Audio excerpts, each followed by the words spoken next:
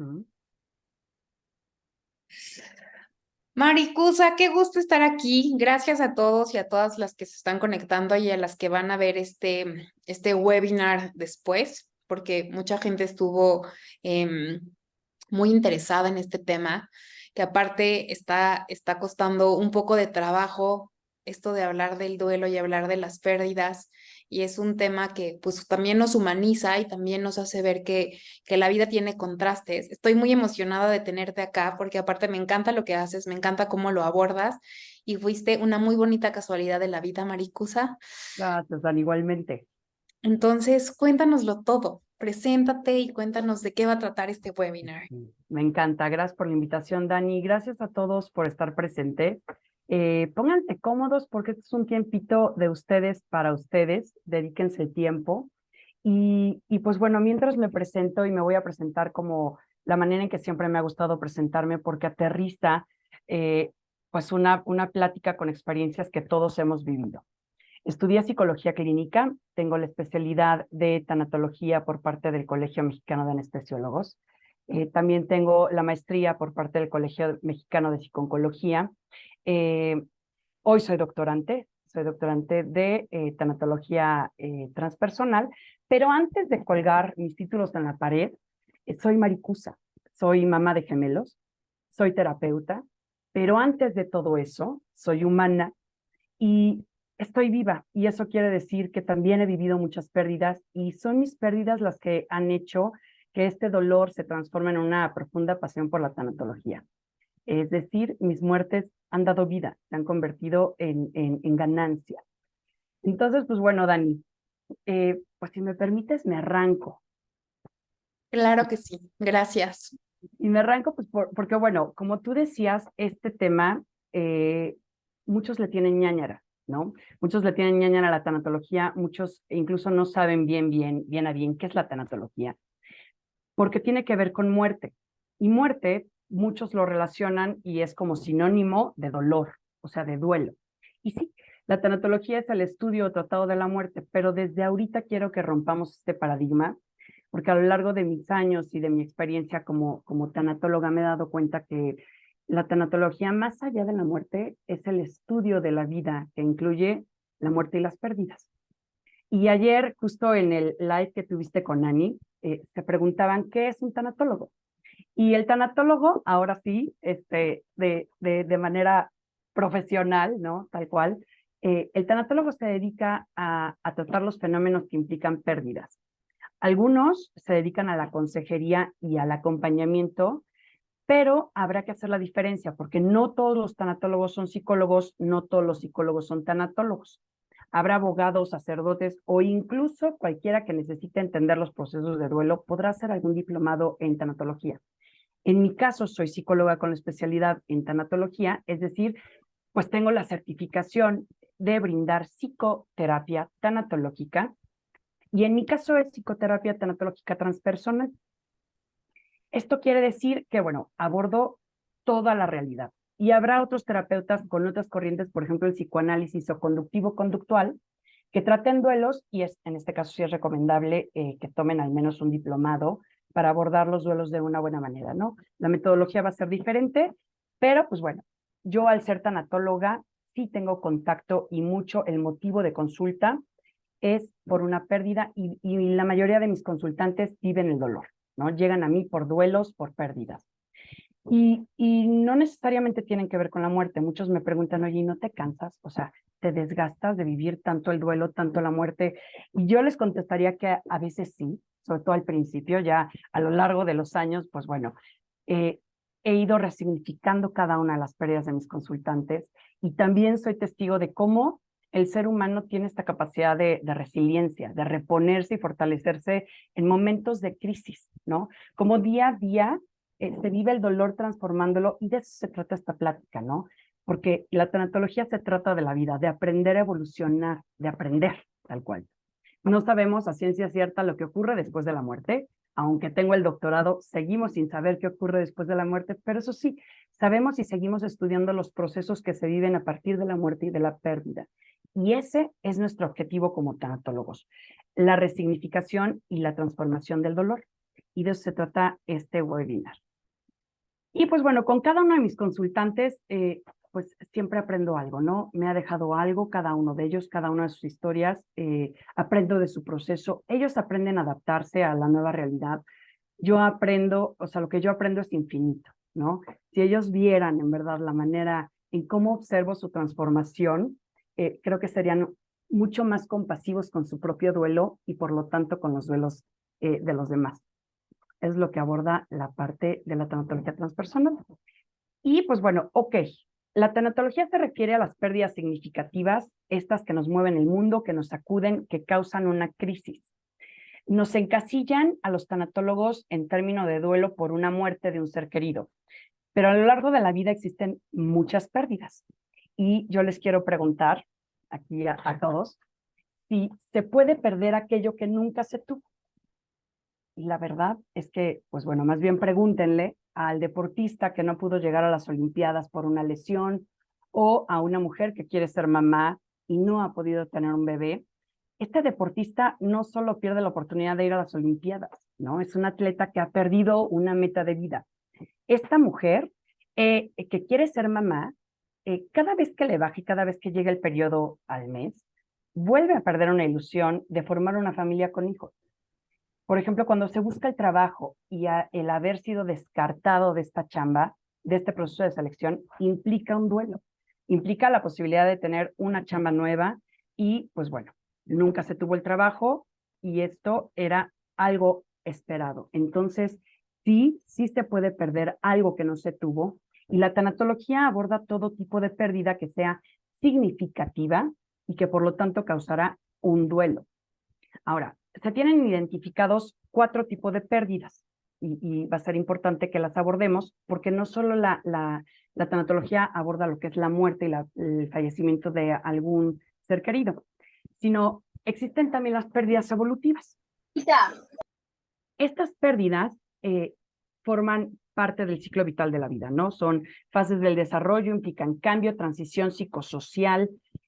Cada cambio se deja una parte irreparable, ¿no? Un ejemplo de esto es llegar a la tercera edad, la menopausia, la adolescencia. Creo que en la adolescencia lo pierdes todo, desde el físico, pierdes la dependencia de mamá y papá. El cambio duele, de hecho, duelen los huesos, ¿no?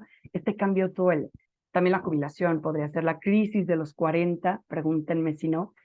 Y pues bueno, también existen las pérdidas materiales. Objetos, ya sea de lana, puede ser cualquier objeto o posesión. También pueden ser, no sé, objetos transicionales. El llaverito que me regaló mi papá fallecido. Esos son objetos que si se pierden implican una pérdida material. También existen las pérdidas intrapersonales y ayer estaba hablando un poquito de este tipo de pérdidas porque implican aspectos o partes de uno mismo que se pierden. Ejemplo, tengo consultantes que llegan específicamente con un tema de ansiedad.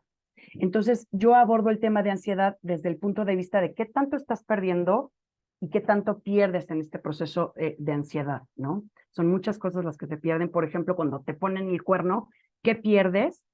A lo mejor el valor de la fidelidad. Ya no crees en el matrimonio. Cuando dejas de creer en Dios, también es una pérdida intrapersonal. Tienen que ver con tus valores, con tus ideas, con tus creencias. Y también las pérdidas intrapersonales tienen que ver con las pérdidas de la salud, ya sean temporales o permanentes. Hablábamos, por ejemplo, de la pérdida, el otro día platicaba con una amiga de la pérdida de la matriz, ¿no? Lo que implica para muchas mujeres perder la matriz no solo es perder un órgano interno, sino a lo mejor significa perder la ilusión, la fertilidad, el poder embarazarse. Entonces, bueno, la pérdida de la matriz puede ser una pérdida intrapersonal. Y pues llegamos a las pérdidas relacionales, que estas sí implican el vínculo con el otro. O sea, el ejemplo que tenemos a la mano es la pérdida o la muerte de un allegado, separaciones, divorcios, el abandono y también un proceso migratorio también, ¿no? Un cambio de cultura, esto es la pérdida relacional. Esas son los 4 tipos de pérdidas, pero también se puede perder lo que no se tuvo, y eso es súper importante especificarlo. El COVID, por ejemplo, nos mostró que podemos perderlo absolutamente todo de la noche a la mañana, y durante al menos 2 años tuvimos los 4 tipos de pérdidas. Se perdió la vida de muchos millones de personas, se perdieron, y no quiero hacer estadísticas porque se perdió a la mamá, se perdió al papá, se perdieron personas, se perdieron vidas. También se perdió la paz, se perdió la seguridad, se perdió la salud, se perdieron escuelas, se tuvo pérdidas materiales y, por ejemplo, los chavos de secundaria perdieron una etapa de su vida súper importante, donde su única chamba es separarse de los papás y perdieron ese espacio donde tuvieron que vivir esa separación, individuación de papá y mamá dentro de casa. Entonces se perdieron una etapa muy importante. Con el COVID perdimos, y todos los que estamos aquí presentes perdimos de una u otra manera con el COVID, pero también ganamos. Y ganamos nuevas formas de comunicarnos, nuevas formas de tecnología, ganamos nuevas formas de socialización. El distanciamiento fue social más no emocional, y eso lo veo como ejemplo día a día con mis consultantes. En verdad, este cariño que nos tenemos y este vínculo relacional que estamos teniendo, a muchos de mis consultantes nunca los he visto en vivo. Sin embargo, existe un profundo amor y un profundo cariño, y existe, ¿no? Y pues desde el momento que nacemos estamos cambiando, y esto significa que estamos en constante pérdida, pero al mismo tiempo ganando. Se tienen que cerrar puertas para que nuevas se abran, y cerrarlas a conciencia y con amor. ¿Vamos bien? Ok. Pero entonces, bueno, ¿qué es el duelo? Y no me quiero ver tan técnica porque qué hueva, pero el duelo suena a dolor, y sí viene del latín dolus, que significa dolor. Y fíjense todos, queridos participantes, cuando se vive un before and after, cuando se vive un antes y un después, se vive el duelo. Y el duelo no es más que un proceso de adaptación ante la nueva realidad o situación. Es una reacción, lo he dicho 1000 veces, ¿no? Es una reacción natural, normal, humana y universal. Esto quiere decir que todos y cada uno de los que estamos aquí presentes hemos vivido o vamos a vivir algún tipo de duelo tarde o temprano. Y seguramente si están aquí presentes es porque están viviendo un tipo de duelo. Existen muchas teorías del duelo, tenemos muchos libros, muchos folletitos, muchos manuales. Es más, mucha gente me dice, oye, mándame un libro porque, bueno, yo te mando en 1000 cantidad de libros, ¿no? Pero la realidad es que, pues sí, se plantea un duelo muy lineal, como ayer lo platicabas con Ani, ¿no? O sea, estas etapas de duelo que son muy estructuradas, nos dicen cómo vivirlo, cómo sentirlo. Incluso algunas teorías nos ponen hasta el tiempo estimado de duración entre fase y fase, etapa y etapa. La más conocida es la de Elizabeth Kubler-Ross, que es una psiquiatra trilliza, es una suiza considerada la madre de la tanatología. Esta teoría que hizo Kubler-Ross es la más conocida, es la más sencilla de explicar. Esta teoría empieza estructurando con la negación, ¿no? Con el shock, con el enojo, con la negociación, después viene la tristeza y la aceptación. Pero ojo, esta teoría está basada en enfermos terminales. Elizabeth Kubler-Ross se basó mucho en los moribundos. Entonces, este duelo como que no aplica para todos. Y en realidad, el duelo es una maraña, es un caos, no es lineal, no tiene lógica, y hoy lo platicaba con una consultante muy querida. O sea, finalmente no tiene lógica, no tiene orden, todos los duelos son diferentes y se viven de forma única e irrepetible. Un día sientes avanzar 2 días y al otro día retrocedes 3.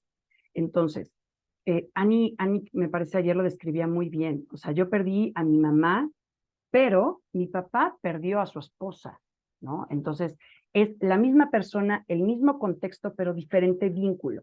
Va a ser un duelo totalmente diferente. Y pues bueno, los psicólogos nos empeñamos en ponerle tiempo a todo, ¿no? En estructurar estos procesos psicológicos. Unos dicen que dura 1 año, otros dicen que duran 2 años, y que después de los 2 años ya es un duelo patológico. O sea, en verdad, pues bueno, el duelo patológico, el duelo complicado, pues todos los duelos son complicados.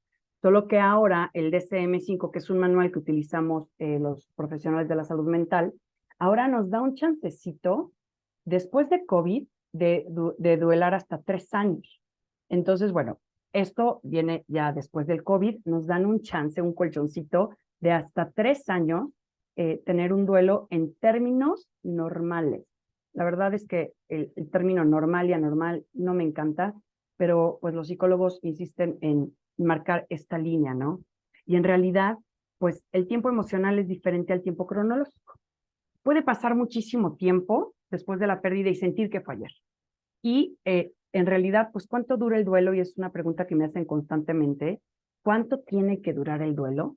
Y la respuesta correcta es el tiempo que se necesite. El tiempo que se necesite es lo que tiene que durar el duelo.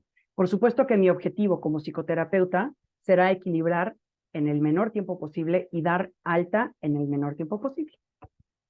Y pues bueno, hay muchas técnicas de afrontamiento.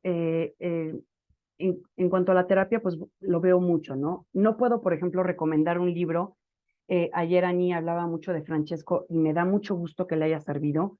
Ese libro le sirve a muchas personas, pero yo no puedo de bote pronto recomendar un libro que tenga a lo mejor bases cristianas o que incluyen a un Dios si el código de creencias del consultante o de mi paciente no concuerda.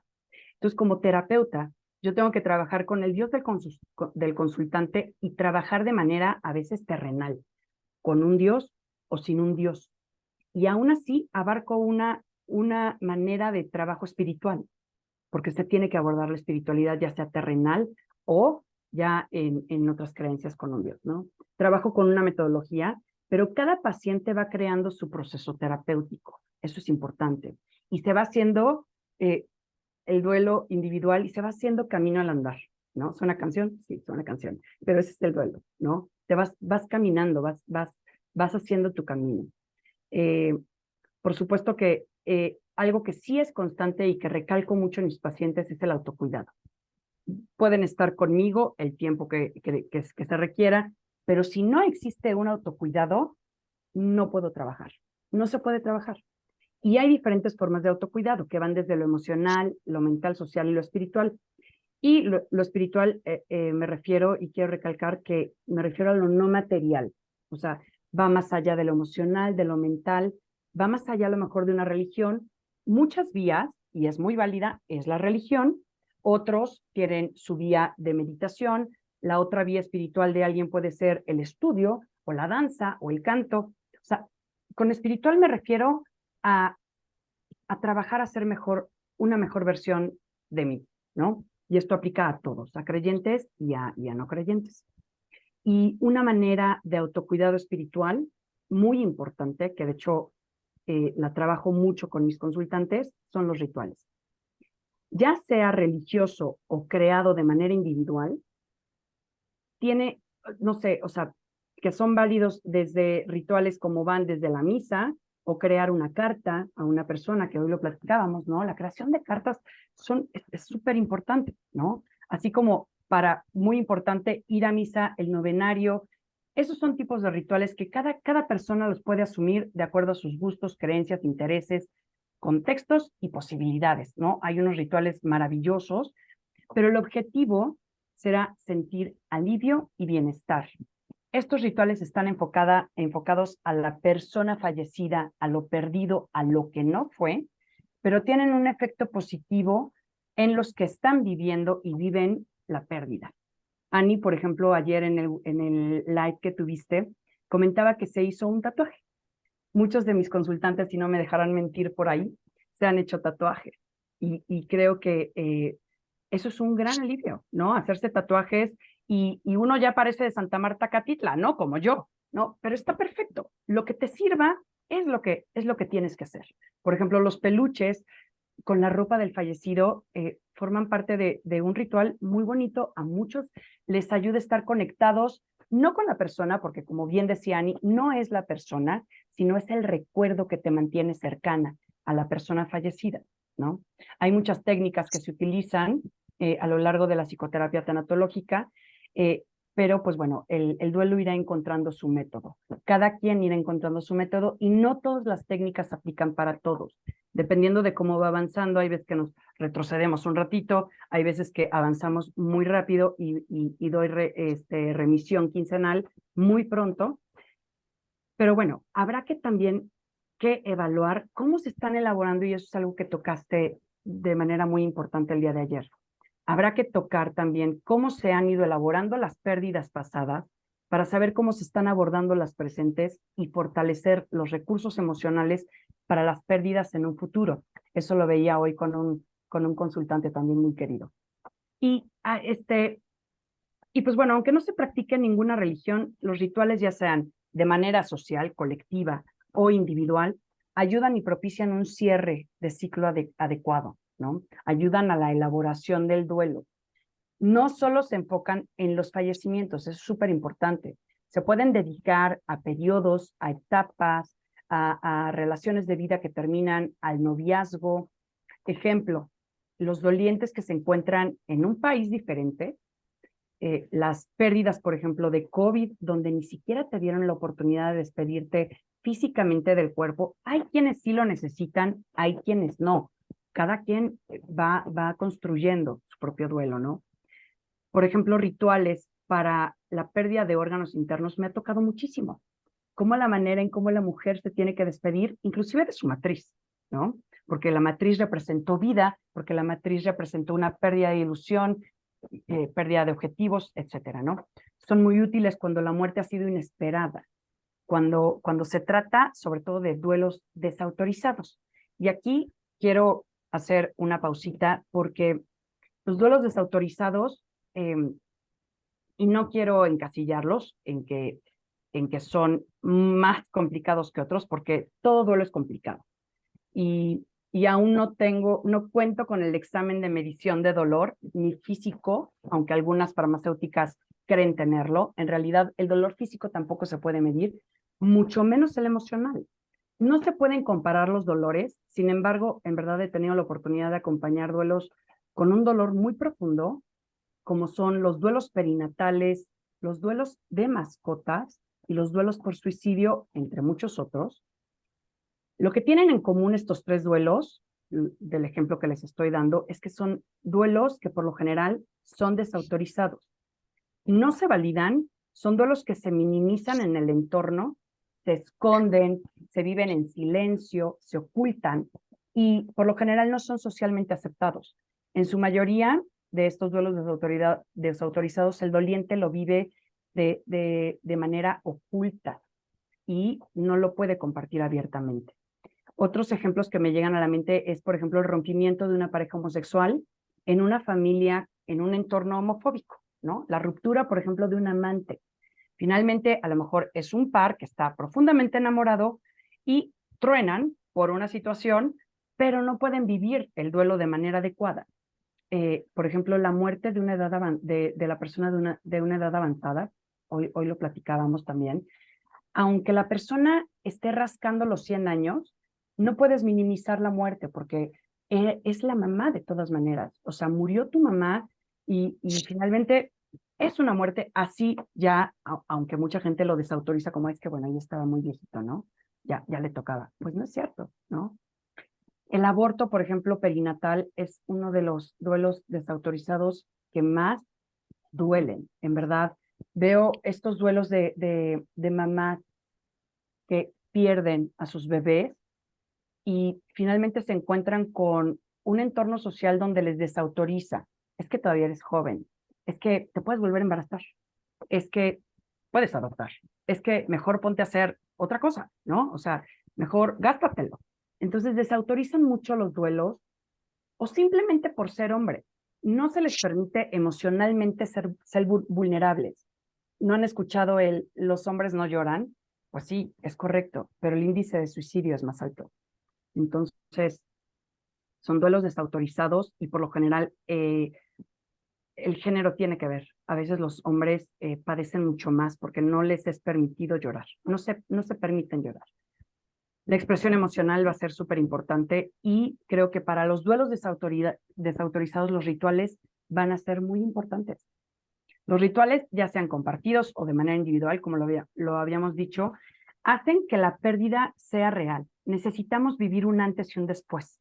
Y esto le va a dar un poder significativo a estas pérdidas, ¿no? Tienen muchas funciones los rituales.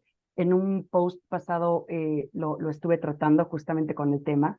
Los rituales facilitan la expresión emocional, especialmente en momentos de alegría, de tristeza, de pérdida, de celebración, o sea, cualquier tipo de situación facilita la expresión emocional.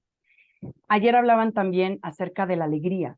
Cuando se comienza a vivir la alegría en el duelo, empiezan las culpas. Y la realidad es que la alegría es una de las manifestaciones muy comunes en el duelo. Se hace muy presente. Y yo lo que les digo mucho a mis consultantes es que existen las tormentas con arcoíris. Y sí, la alegría en verdad se vive de muchas formas en el duelo. Y la idea será que el dolor se vaya diluyendo con alegría, cariño y amor. También los rituales marcan transiciones de etapas, o sea, marcan esto. Hay que marcar siempre un antes y un después. Fortalecen los vínculos con la red de apoyo. El duelo sí se procesa de manera individual, pero no en soledad.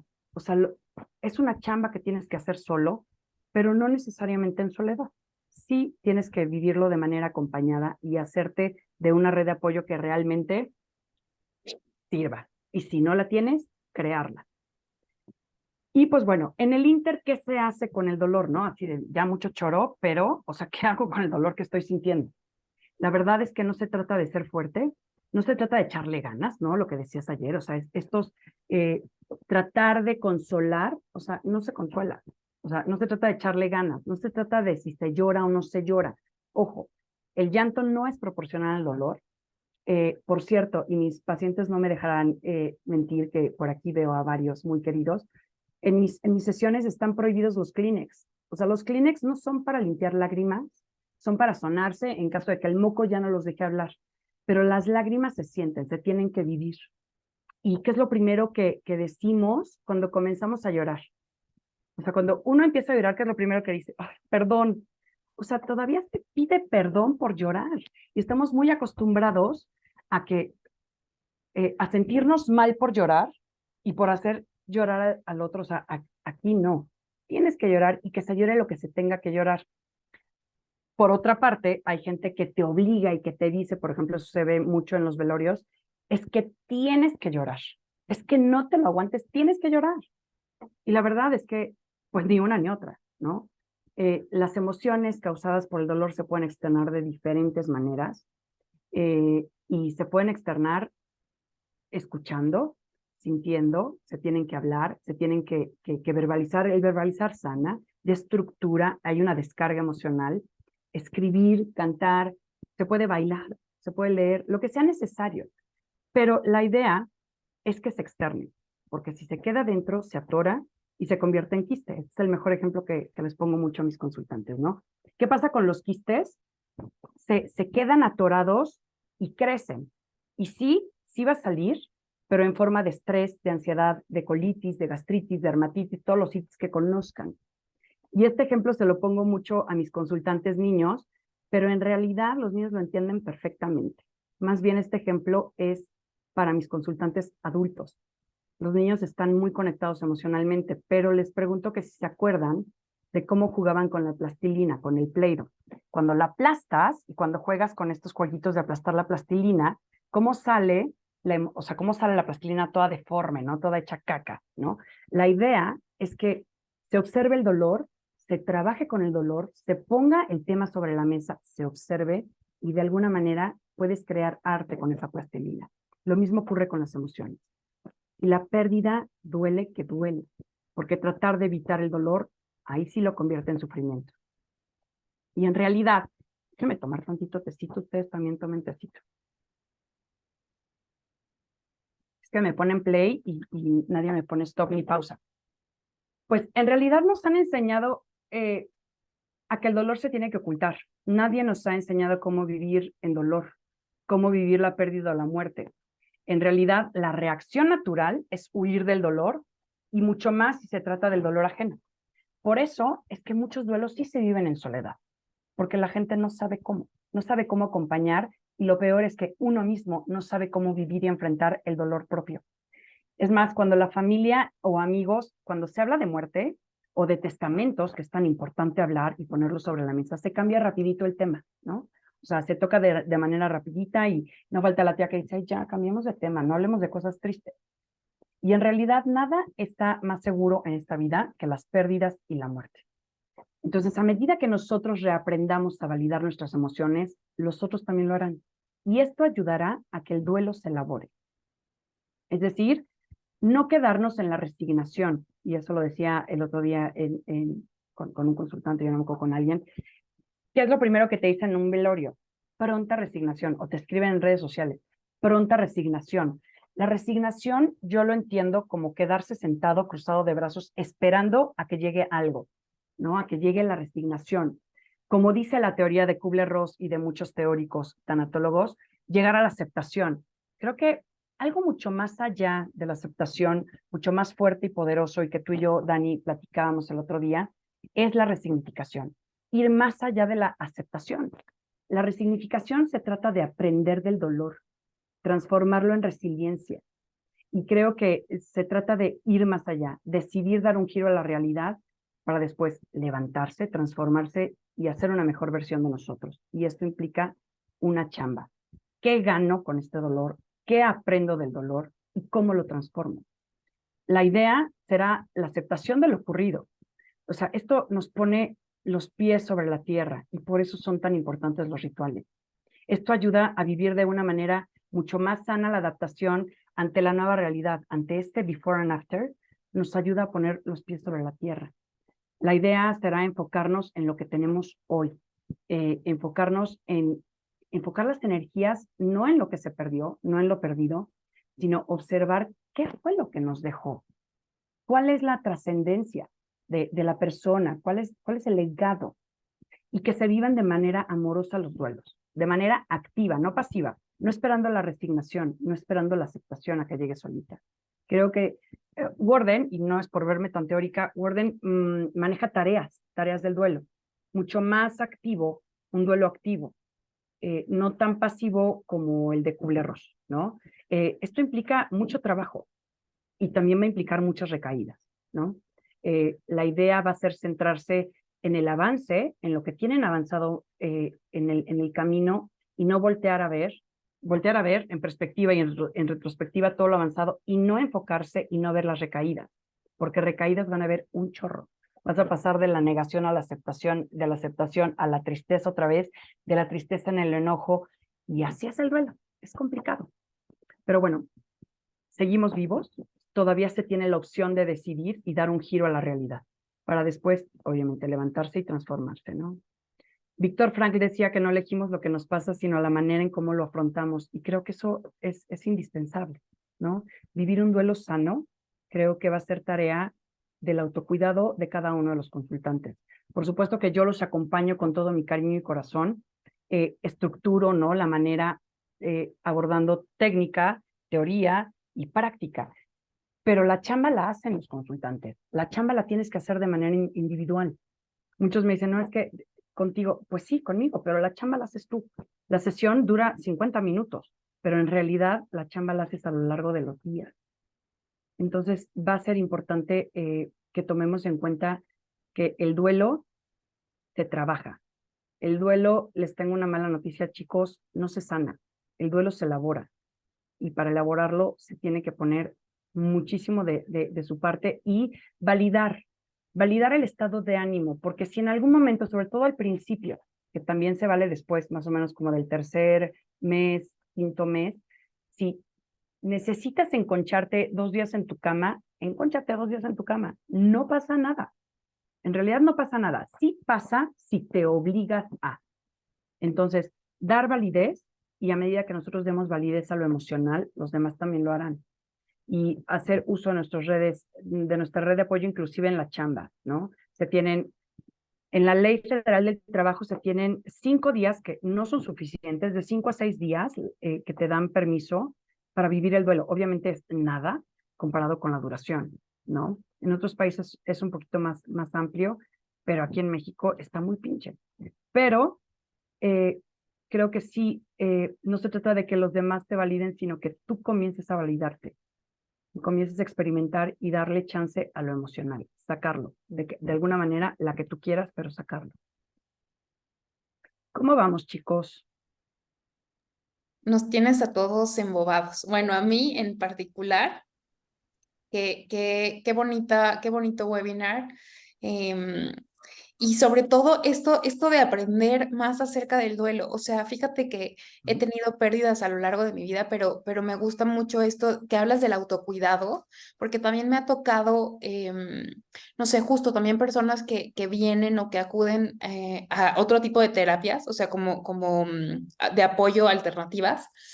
Y ujú, de repente sí se nota esta parte como de que a veces falta un poco de autocuidado. Me encantó esto, porque a veces sí, no es lo mismo evadir el duelo a través del alcohol o a través de comer o a través de la fiesta o a través de todo está bien y ya estoy fuerte, pero que se nota que hay ahí algo que no está viendo un autocuidado y no es lo mismo justo darte una siesta de 2 días porque tu cuerpo lo pide a agarrar la jarra 3 días y empezar a evadirlo. Entonces me gusta esto del autocuidado y esto que ujú, aprendimos en lo particular, o sea, sí es tomas de conciencia acerca, por ejemplo, de estos duelos que hablas no autorizados.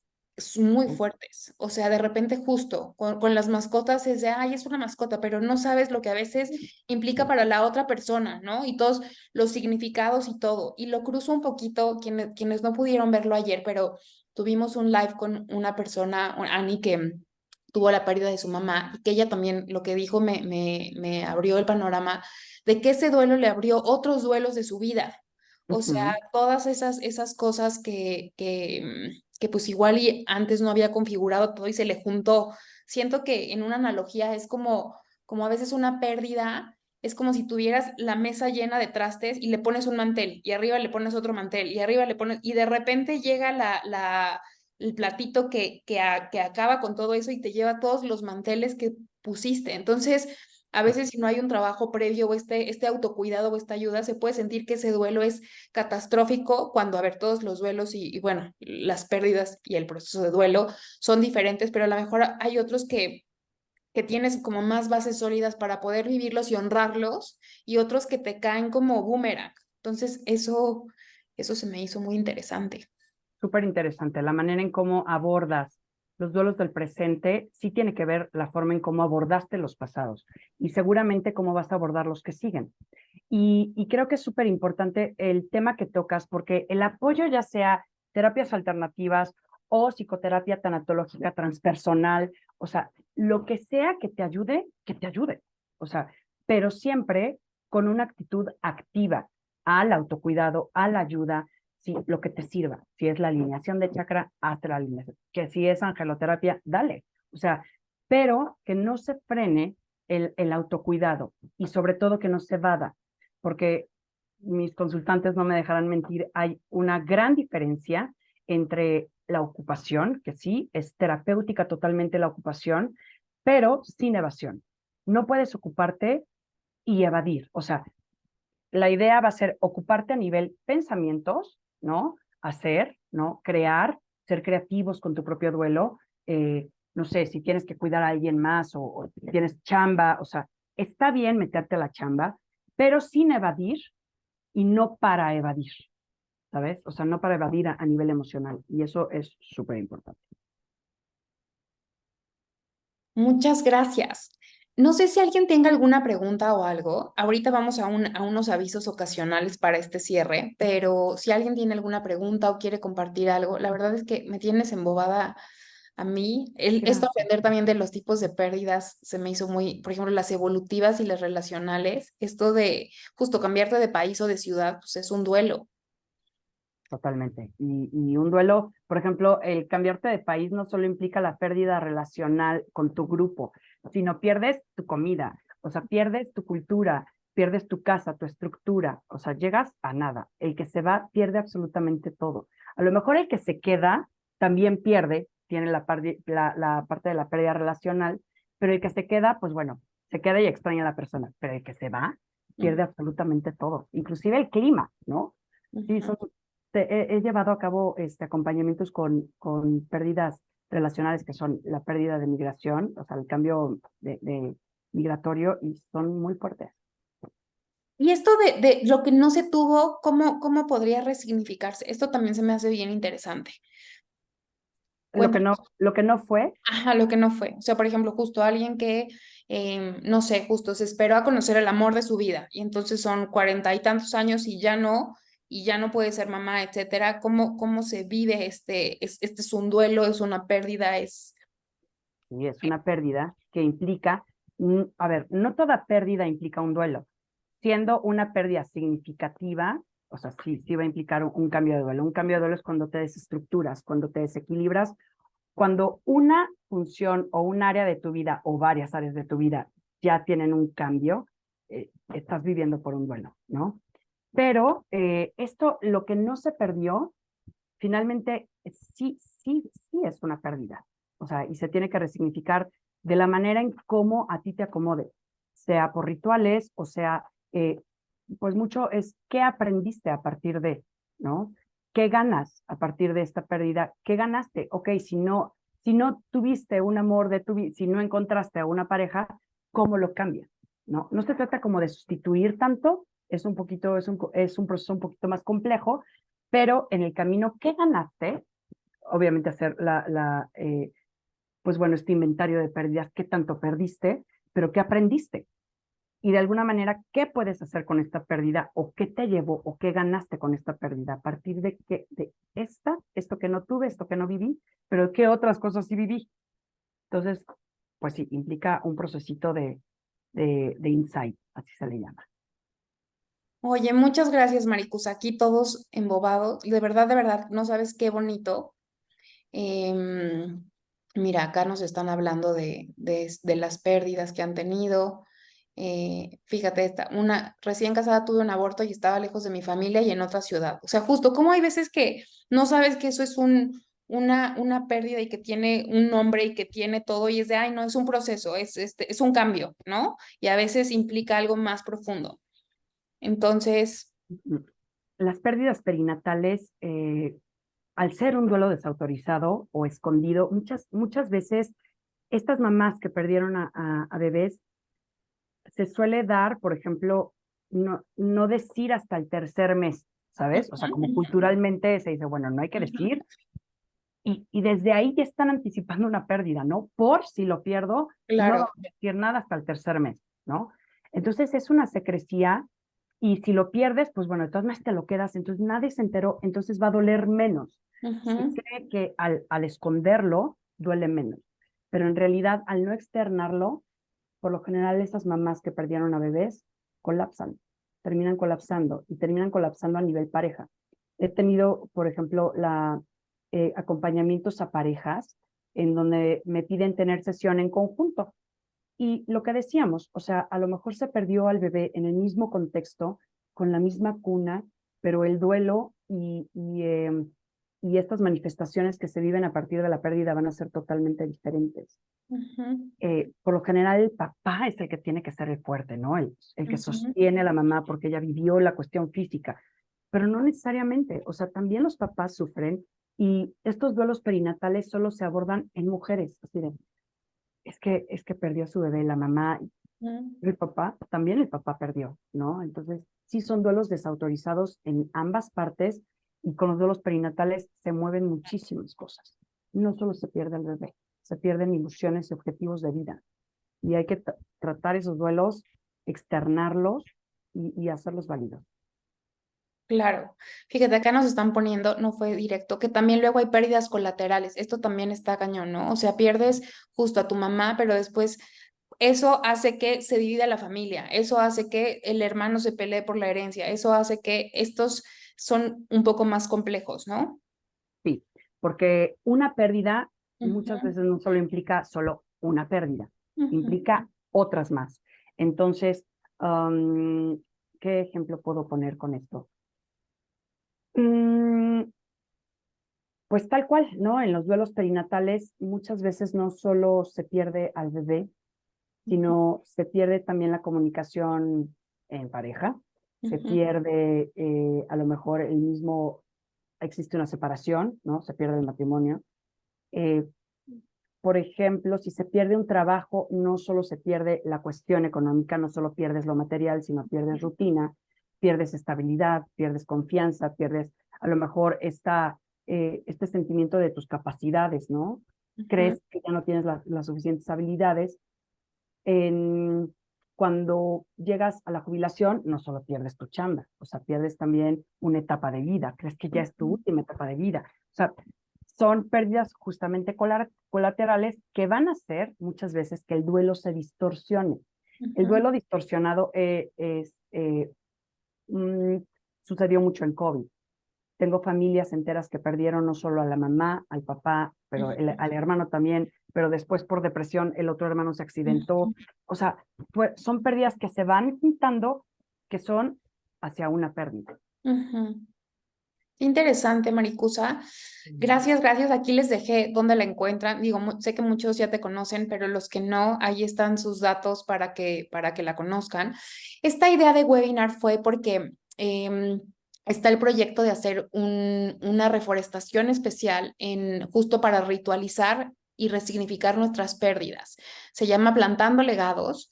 Es en agosto. Hubo un cambio de fecha que estamos ahorita viendo qué pasa con esta fecha, pero todos los que se conectaron a este webinar y a los que lo vean después y a los que se registraron, les vamos a mandar cuándo va a quedar la fecha, como la lista de interesados para que cuando se abra es una manera bien bonita justo de resignificar esto. Es como a ver, nuestro ser trascendió, es doloroso y lo que sea, pero es resignificarlo como a través de algo que también da vida, porque a veces justo se va nuestro ser, se va nuestro proceso, se va esto que sentimos que se perdió, pero se puede transformar en algo más. No significa que vuelva a reemplazarse o que vuelva a hacerse, pero podemos justo como darle otro significado, otro simbolismo que nos ayude a tener una vida pues como más significativa. Justo ayer lo veíamos y tú también medio lo dijiste, esta parte de que vida y muerte son juntas, son como